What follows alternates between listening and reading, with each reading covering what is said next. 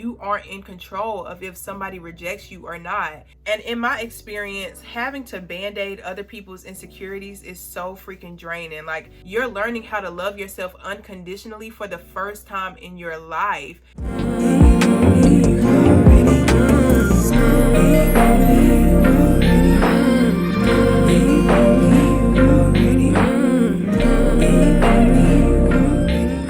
Hey everyone, welcome back to my channel. I am so thankful y'all are here.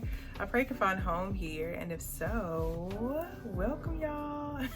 But one of the biggest things that changed my life, that changed how I viewed myself, how I related to other people, was to stop caring so much. Stop caring so much about being a bad person, about making mistakes. We're so caught up in trying to control things, control how people think about us or feel about us, that it basically takes up all of our time and energy from us investing in ourselves, from us investing in things that will actually produce outcomes in our lives. The thing about caring is that most of us worry about being a good person. Most of us worry about living up to certain social norms and social ideals when it comes to what a good family member looks like, what a good friend looks like, what a caring person does, how a caring person acts. And so a big part of aligning to what and who we're supposed to be aligned with is understanding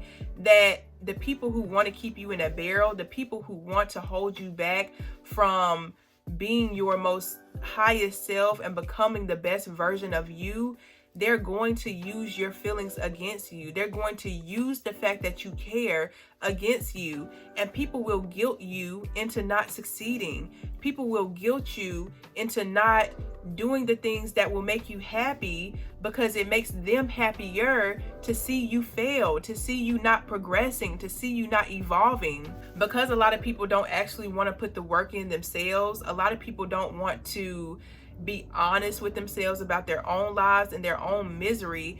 They'd rather you stay back and suffer with them than you be an inspiration for them to do better in their lives or to love themselves better. And for a lot of people, if you're on a journey of self-love, if you're on a journey of learning how to connect with yourself and learning how to be more authentic to yourself, you have to understand that that's going to come with a certain degree of people not liking you, of people labeling you all types of negative names because you're that one crab that wants to get out the barrel. Most people want you to be responsible for their misery. Like, a lot of people can't admit to themselves, I'm the reason my life doesn't feel good. I'm the reason why I'm not making any progress, why I'm still in this toxic relationship, why I'm still at this depressing job. Like, most people don't want to admit to themselves why their lives aren't going the way they want them to go.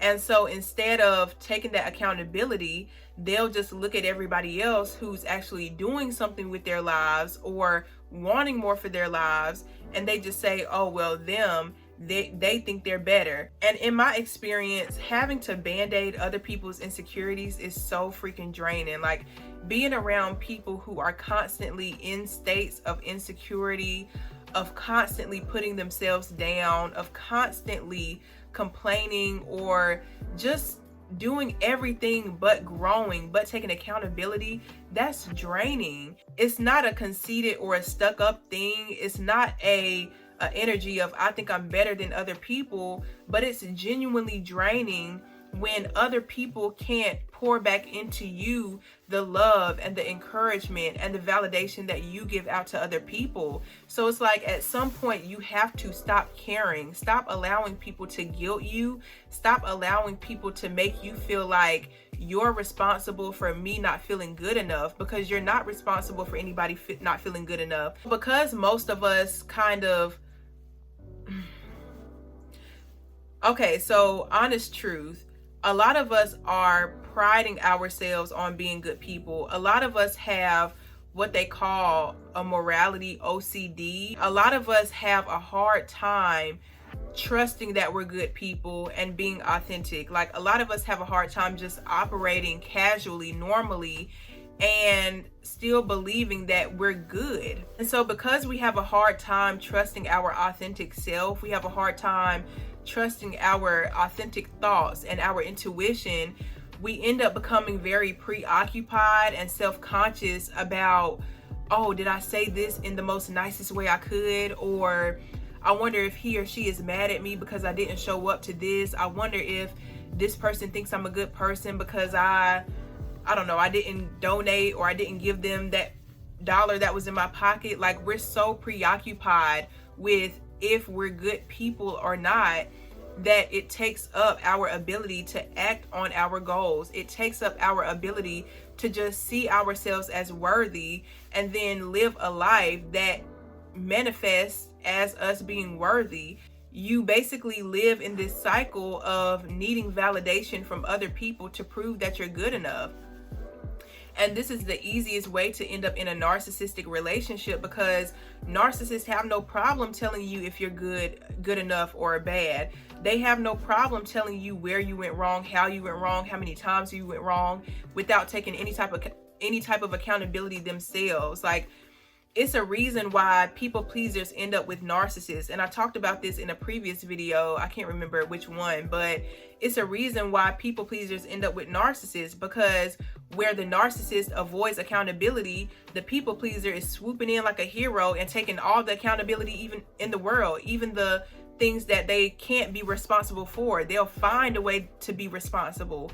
So like, you have to find that balance within yourself. Of course, nobody wants to be a narcissist, but at the same time, you don't want to be a people pleaser either. That's no better than being a narcissist. Like, both are off the scale of a balanced self-image, a balanced self-esteem. You have to look at yourself with an open heart in order to understand why you fear certain things.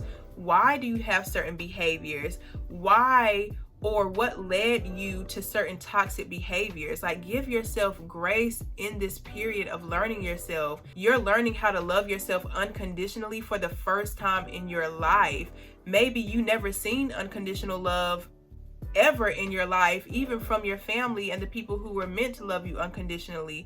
So this is a new territory for you. So learning how to be curious about yourself is going to be such a huge game changer that gives you the confidence to not only accept yourself wholeheartedly, but your relationships will improve because you're learning how to give unconditional love. You're learning how to become a safe space for people who may need that. So this whole idea of being seen as a good person is heavily influenced by the society's standards that say if you don't fit in, then you're on your own, or it's a dog eat dog world. If you don't fit in, then you're at the mercy of whatever is on the outside of these social cliques and these social norms. You're trying to maintain a sense of social acceptance that's not true social acceptance. Like, you're trying to maintain a feeling of being accepted rather than genuinely being accepted by the people who are meant for you. And this is going to sound really bad, but a lot of people pleasers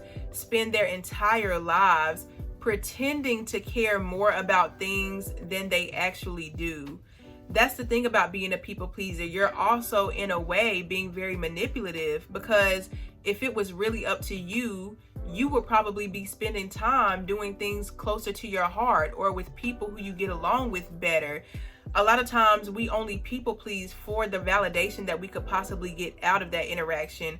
We only act overly nice and overly agreeable because we're scared about how that validation will be snatched from us or not if we show our true emotions. We're so scared to be ostracized or rejected by someone if it's because our energy is off, or we're being too mean, or our tone wasn't right. We're scared of the abandonment or the rejection possibly being our fault.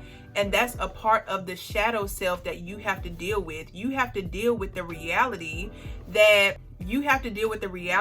you aren't in control of if somebody rejects you or not. It's not to say we shouldn't be aware of our tone. We shouldn't be aware of how we treat people. We shouldn't be aware of our energy, but at the end of the day, you are not in control of if people reject you or not. And it doesn't matter how much you people please, you'll still be rejected in some form or fashion at some point in your life. So I think it's better to be rejected because you're being authentic than to be rejected while you're people pleasing in hopes for validation, if that makes sense. Our shadow self are the parts of us that we pushed away out of survival, or at some point in your life you learn that these parts of you are bad and won't be accepted by others. So something as simple as you being irritable or not feeling like talking, that can be a part of your shadow self because you learned at some point, my negative self states will get me rejected. My negative self states will get me abandoned. People won't like me if I'm irritable or if I'm having a bad day or if I'm just not in the mood. People won't like me. And so you walk around in life faking your emotions, faking like you're happier than you are, faking like you want to connect in certain moments when really you want to keep it brief because you don't feel well, or you don't feel like talking because you don't have anything to say. Or shoot, maybe you didn't get enough sleep last night and you genuinely feel irritated, but you feel like you can't show that part of your shadow self because at one point you were rejected by somebody for being your natural self. At some point you were rejected by somebody because you were walking authentically in your emotions. And when it comes to our authentic emotions, it takes a certain amount of curiosity and love in order to feel safe in those emotions. So again, if your irritability or your sadness was never approached with love by somebody outside of you, you will learn to stuff that down into your secret self, and you'll act like, oh, I never get irritated, or I never get angry, I never feel any of those human emotions. Being bored. Some people don't feel safe being bored because at some point in their childhood, they were taught you're lazy or you should be doing something all the time. So a lot of people don't want to be seen relaxing or feeling bored because they connect it with this sense of, oh my God, I'm lazy or I'm unproductive. So that's one. Ignoring someone who you don't energetically align with. A lot of us have been taught that we should just accept anyone and everyone into our lives without truly seeing if they match with us, seeing if we get along with them or if we have the same values. Does this person actually raise my spirits? Do I feel like I can be myself around this person? A lot of us don't even ask ourselves that question, and so we end up in relationships and in spaces that don't fit us at all because we feel like we don't have permission to not align. We don't have permission to accept that this person, place, or thing isn't for me. Feeling anxiety or overwhelmed in public. A lot of people are so scared to show that they're anxious. I know this is one that I've been working through.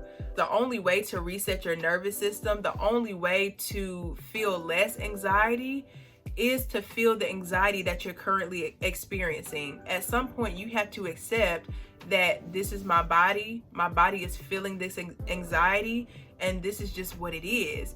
But if you stuff your anxiety down into that shadow self, you're going to still feel the anxiety, but you're going to try to brush it off and you're going to try to run away from the anxiety. So you leave the room. You don't want people to see you shaky. You don't want people to hear your voice cracking, or you break up in the relationship. When it comes to relationship anxiety, you don't want that person to see that you're scared or you're fearful because you don't want to be abandoned. You don't want them to reject you. So I hope y'all can kind of understand and see how the emotions that we stuff down, the emotions that we hide away from other people, they still have to express themselves, but they'll come out in a very disingenuous way instead of us saying, hey, I'm nervous. Hey, I'm anxious. You know what? I'm bored. You know what? I don't really feel like connecting with this person. So we have to learn how to actually consider the things that we don't care about.